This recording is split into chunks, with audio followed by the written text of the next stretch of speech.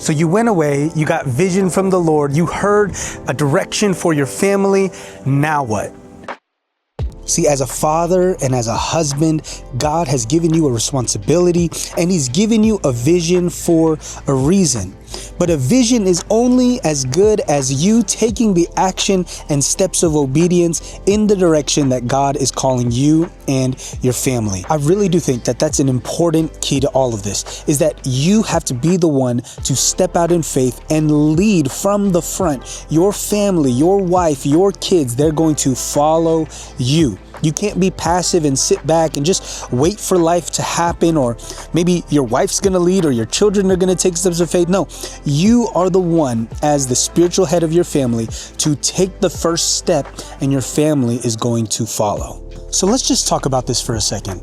There's two things that I want you to consider, and it's something that I've had to learn as a husband and as a father and simply as a follower of Jesus Christ. See, if God gives a vision and He expects you, He asks of you, He invites you to take those steps of faith, then there's two things that we have to really consider.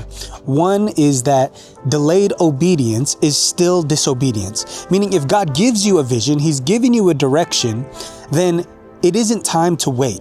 It isn't time to wait until everything is perfect, until you have all the right things in place. If God gives you the vision, then be immediate in your obedience to it. Because if you delay, even if you end up obeying, it's still disobedience because you didn't do it when God told you to do it. The second thing I want you to consider is that incomplete obedience is still disobedience. There's a vision, there's a goal, there's a destination that God wants to take you on, and He's given you the vision for it. But you cannot say, okay, God, you told me to do this. I'm gonna maybe halfway get there, or I'll do it my way. I'll do it this, I'll go here and then I'll go there, and then eventually I'll do what you're asking of me. Incomplete obedience is still disobedience, meaning whatever the vision is, whatever the goal, whatever the destination is, God is inviting you to trust Him completely. Do it His way, because His ways are better than your ways. His thoughts are higher than your thoughts. His plan for your life is greater than any plan that you and I could ever come up for ourselves. And so we need to trust God completely and therefore obey Him completely. Because again, incomplete obedience is still disobedience. Okay, so maybe the best way that I can explain this is by sharing with you how me and my wife Farah ended up having a vision and taking steps towards that vision for our family. You see, many years ago, I was a part-time student pastor who felt overworked, constantly doing other jobs to make ends meet. I was constantly in a hurry. I was constantly irritated. I was quick-tempered. I was short with my kids, and they're young at the time, and I'm short with my wife. I was just constantly busy, constantly in a hurry. And we, together as a family, read a book called The Ruthless Elimination of Hurry by John Mark Comer. And through that book and through time together, we just realized that God was calling our family to change up our rhythms, change up our lifestyle so that we can adopt the lifestyle of Jesus. And we realized that that meant slowing down our lives. That meant cutting out things that were making us hurry. It was about doing less so that we can be more and do more with our family and focusing on what truly matters in our lives. And so what that ended up becoming was me and Farah made a decision together that we were going to look towards the future, 5 years down the line, 10 years down the line. What would our life look like? And we actually did a little course together, and in it we wrote an agreement. Hey, we're going to be a type of family that Sabbaths together.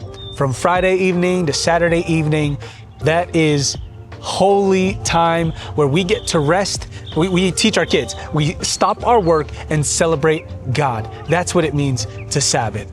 We're going to be a type of family that meal preps together on Sunday nights. We're a type of family that's going to do life in community with other believers. All of that to say, we just did thing after thing after thing after thing to slow our life down. And we said, hey, that's what we want our life to look like.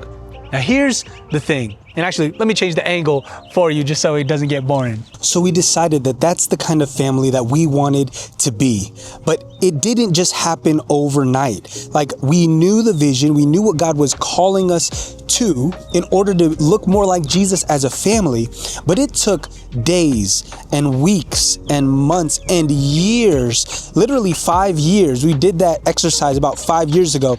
And we are where we are now today because we took steps week after week after week, trying to adjust our life to be more slow, to be in community, to be more restful, and working from this work-rest cycle of Sabbath. Like, we really were intentional. Here's the thing. Let this just be an encouragement to you. You don't have to do it perfectly. What you need to do is practice it. If God gives you a vision, look, you're not going to get it overnight. You're not going to be like, boom, perfect. That vision is today. You actually have to take the steps of faith, the steps of obedience to adjust your life. Meaning, if you want to live a more slow life, then literally slow your life down.